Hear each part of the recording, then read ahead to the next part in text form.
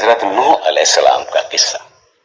پیارے بچوں، کیا آپ جانتے ہیں کہ اگر زمین کو برابر 4 حصوں میں تقسیم کیا جائے تو 3 حصوں پر پانی ہے اور 1 حصہ صرف خشکی ہے جس پر ہم سب رہتے ہیں۔ اور ایک وقت ایسا بھی آیا تھا کہ یہ خشکی والا حصہ بھی پانی میں ڈوب گیا تھا اور تب ساری زمین پر پانی ہی پانی تھا۔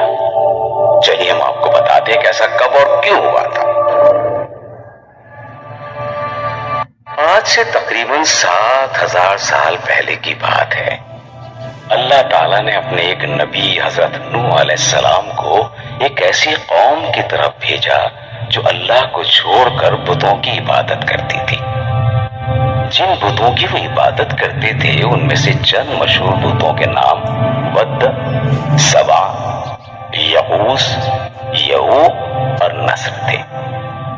حضرت نوح علیہ السلام نے قوم کے تمام افراد کو اکٹھا کیا اور انہیں کہا، اے لوگو، تمہیں تو اس اللہ کی عبادت کرنی، کیا تم نہیں دیکھتے ہو کہ اللہ تبارک و تعالیٰ نے کتنی خوبصورتی سے 7 آسمان اوپر نیچے بنائے ہیں اور پھر ان آسمانوں میں اتنا خوبصورت چاند بنایا اور ایک بڑے روشن چراغ جیسا سورج بنایا، اور وہ اللہ جو تمہیں کھلاتا اور پلاتا ہے، اس اتنی بڑی ذات کو چھوڑ کر تم لوگ اپنے ہاتھ سے مٹی اور پتھروں کے بت بنا کر ان کی عبادت کرنے لگے ہو۔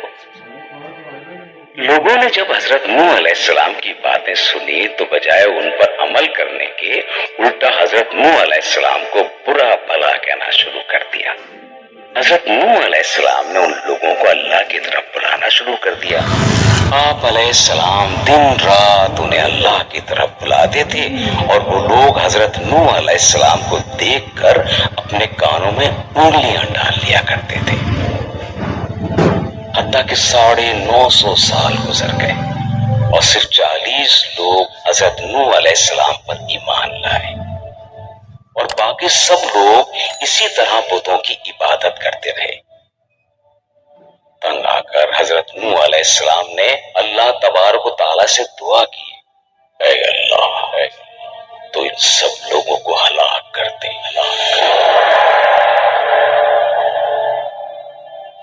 اللہ تعالیٰ نے حضرت نوح علیہ السلام کو حکم دیا کہ آپ ایک بڑی کشتی بنائیں کیونکہ میں ان پر پانی کا عذاب بھیجوں گا اور اس عذاب سے وہی بچے گا جو آپ کے ساتھ اس کشتی میں ہوگا۔ حضرت نوح علیہ السلام نے ایک بہت بڑی لکڑی کی کشتی بنانا شروع کر دی۔ جب قوم کے لوگوں نے حضرت نوح علیہ السلام کو کشتی بناتے دیکھا تو پوچھا، آپ یہ کشتی کیوں بنا رہے ہیں؟ حضرت نوح علیہ السلام نے فرمایا، مجھے میرے اللہ نے بتایا ہے کہ وہ تم پر پانی کا عذاب بھیجے گا اور اس سے وہی بچے گا جو ایمان قبول کر کے اس کشتی میں آئے گا۔ اس پر وہ لوگ ہنسنے لگے اور مذاق کرنے لگے کہ اگر پانی آ بھی گیا تو ہم پہاڑوں پر چڑھ جائیں گے اور اپنے مکانوں کی چھت پر بیٹھ جائیں گے۔ حضرت نوح علیہ السلام نے ان سے کہا کہ جب وہ عذاب آئے گا تو کوئی چیز تمہیں اس سے بچا نہیں سکے گی۔ پھر وہ دن آ گیا جس دن اللہ کا عذاب آنا تھا۔ آسمان سے موسلا دھار بارش برسنے لگی،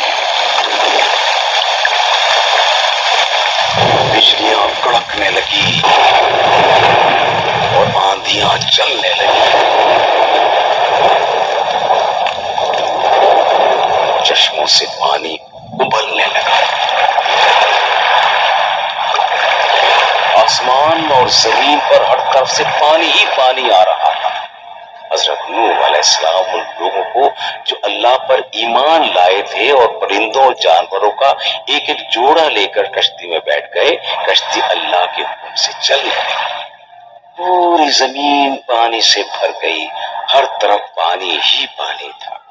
کئی دن تو وہ کشتی پانی میں چلتی رہی اور آخر میں اللہ کے حکم سے جودی نام کے پہاڑ پر آ کر وہ یہ پہاڑ 5165 میٹر بلند ہے اور مشرقی ترکی میں اس جگہ ہے جہاں ترکی، آرمینیا اور ایران کی سرحدیں آپس میں ملتی ہیں۔ اللہ تعالیٰ کے حکم سے بارش پہلے ہی رک گئی تھی اور زمین نے اللہ تعالیٰ کے حکم سے سارا پانی پی لیا۔ اس طرح زمین دوبارہ خشک ہوئی اور لوگوں کے رہنے کے قابل ہوئی۔ کشتی سے حضرت نوح علیہ السلام اپنے ساتھیوں اور جانوروں پرندوں کے ساتھ زمین پر اترے اور یہ زمین دوبارہ سے آباد ہوئی۔ تو پیارے بچوں، اس واقعے سے ہمیں یہ سبق ملا ہے کہ ہمیں اپنی زندگی اللہ تعالیٰ کے احکامات کے مطابق گزارنی چاہیے اور عبادت صرف اللہ تعالیٰ کی کرنی چاہیے۔ اور جو لوگ یہ سب کرتے ہیں اللہ تعالیٰ انہیں آفات اور مصیبت سے بچا لیتے ہیں، جیسے اللہ تعالیٰ نے حضرت نوح علیہ السلام کے ساتھیوں کو بچایا۔